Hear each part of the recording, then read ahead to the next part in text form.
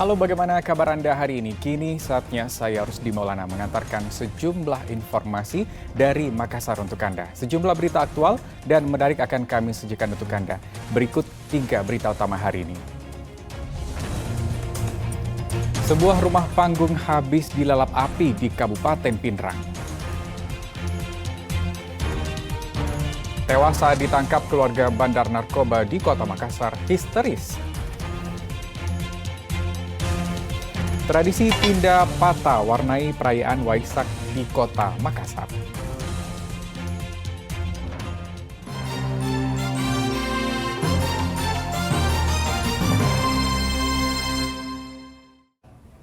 Sebuah rumah panggung di Kampung Garesi, Kabupaten Pinrang, ludes terbakar. Material bangunan yang mudah terbakar membuat rumah panggung itu habis terbakar dalam waktu sekejap.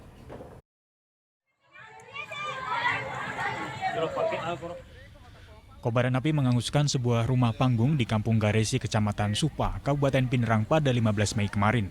Pemilik rumah, Safri, tak mampu berbuat banyak karena api dengan cepat membakar rumah yang terbuat dari bahan yang mudah terbakar. Tak banyak barang berharga yang bisa diselamatkan, pemilik rumah ia hanya bisa menyelamatkan diri dari kobaran api. Warga setempat mengatakan percikan api terlihat pertama kali di atap rumah. Dari sana api langsung menjalar ke seluruh bagian rumah. Dari atas. Itu bagaimana awalnya, Pak? Ada percikan. Itu lampu tuh terbang korsleting. Oh, korsleting. Oh, harus pendek ya? Iya. Baru turun api. Andanya dari bawah terbang itu atapnya itu. Komandan Regu 2 Damkar Kecamatan Matirobulu menduga sumber kebakaran berasal dari arus pendek listrik yang terdapat di dalam atap rumah. Pihaknya meminta warga untuk kembali mengecek instalasi listrik sehingga kejadian serupa tidak terulang. Untuk penyebab kebakaran, untuk sementara informasi yang kita dapat dari listrik. Korsleting listrik, Dik? Ya, untuk sementara, tapi kan kita tetap tunggu penyelidikan dari pihak kepolisian. Tidak ada korban jiwanya, Dik? Untuk korban jiwa, alhamdulillah tidak ada. Oh, tidak ada. Untuk mencegah kebakaran, terutama untuk penyebab korsleting listrik, warga harus memperhatikan utamanya instalasi listriknya, perhatikan setiap kala diperiksa apakah kondisi instalasi masih layak atau bagaimana. Kalau memang tidak layak, tolong diperhatikan. Meski tidak menimbulkan korban jiwa, peristiwa ini membuat pemilik rumah merugi hingga ratusan juta rupiah. Suardi Gatang melaporkan dari Kabupaten Pinrang. Kita ke informasi lain. Keluarga bandar narkoba histeris melihat jenazah tersangka di Rumah Sakit Bayangkara, Makassar. Keluarga mempertanyakan kematian tersangka karena ditemukan sejumlah luka lebam di tubuhnya. Namun pihak kepolisian mengatakan kematian tersangka karena sesak nafas saat diringkus. Keluarga tersangka bandar narkoba histeris saat melihat anggota keluarganya sudah tak bernyawa di Rumah Sakit Bayangkara, Kota Makassar.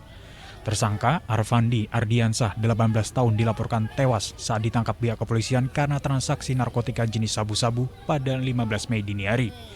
Tersangka ditangkap karena kedapatan membawa sejumlah paket sabu-sabu siap edar, uang ratusan ribu rupiah, dan 1 telepon genggam. Polisi mengatakan kematian tersangka karena sesak nafas saat diringkus. Pihaknya telah membawa tersangka ke rumah sakit tetapi tidak tertolong.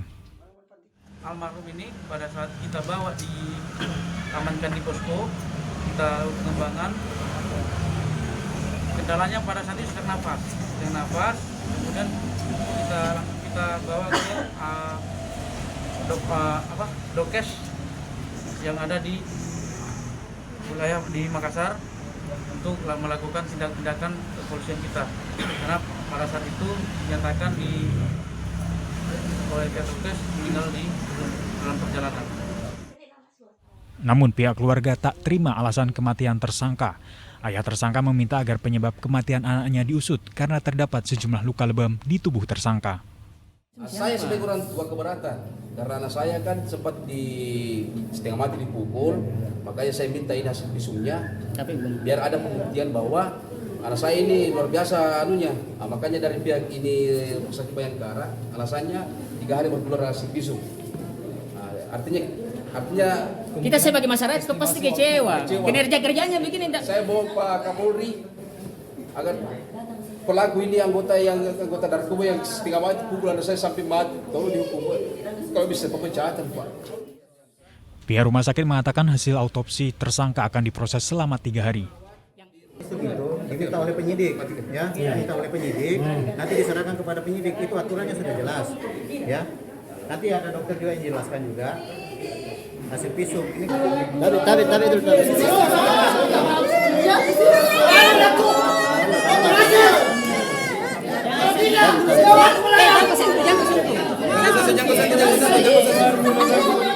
Polisi menyebut tersangka sudah masuk dalam target operasi mereka. Saat ditangkap, tersangka sempat menjalani tes urin yang hasilnya menunjukkan positif konsumsi narkoba. Sambil menunggu hasil otopsi, jenazah tersangka telah dibawa pihak keluarga ke rumah duka di Jalan Kandea 3, Kecamatan Talo, Kota Makassar. Pihak keluarga akan melaporkan kasus kematian tersangka ke Propam Polda Sulsel terkait standar operasional prosedur penangkapan yang menyebabkan Arfandi kehilangan nyawanya. Andi Muhammad Sardi melaporkan dari Kota Makassar. Seekor ular berbisa Black Boiga ditemukan di rumah warga di Kota Parepare. Ular cincin emas itu kerap ditemukan di sekitar kompleks perumahan tersebut.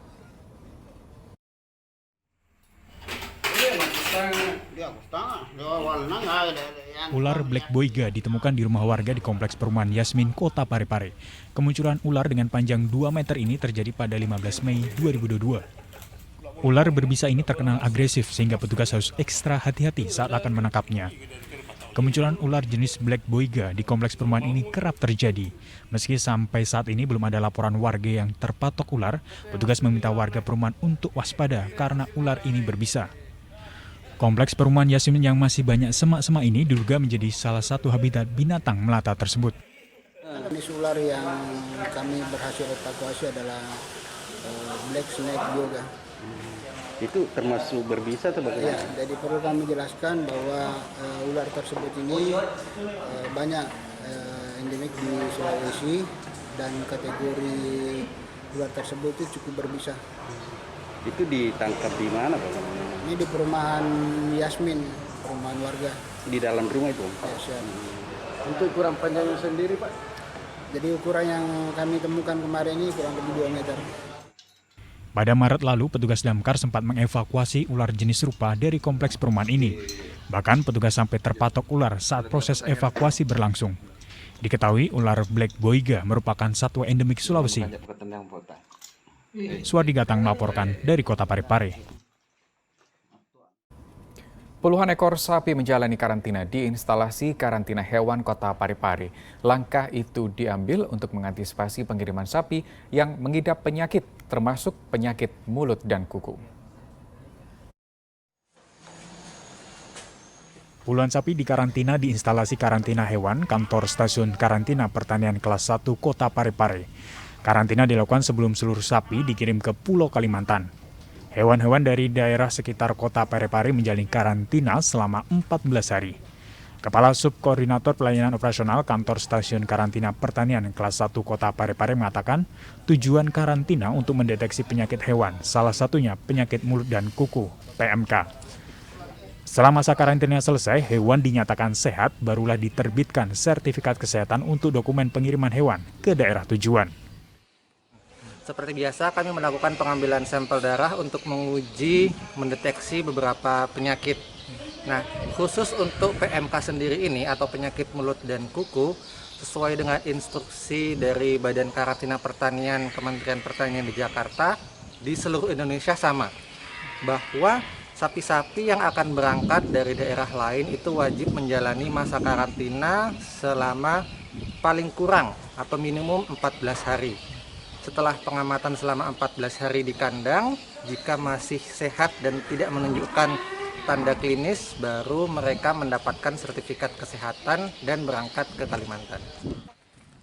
Selain karantina, hewan-hewan ini juga akan menjalani pemeriksaan darah guna mengetahui ada tidaknya penyakit lain yang diderita sapi tersebut sebelum dikirim ke daerah tujuan.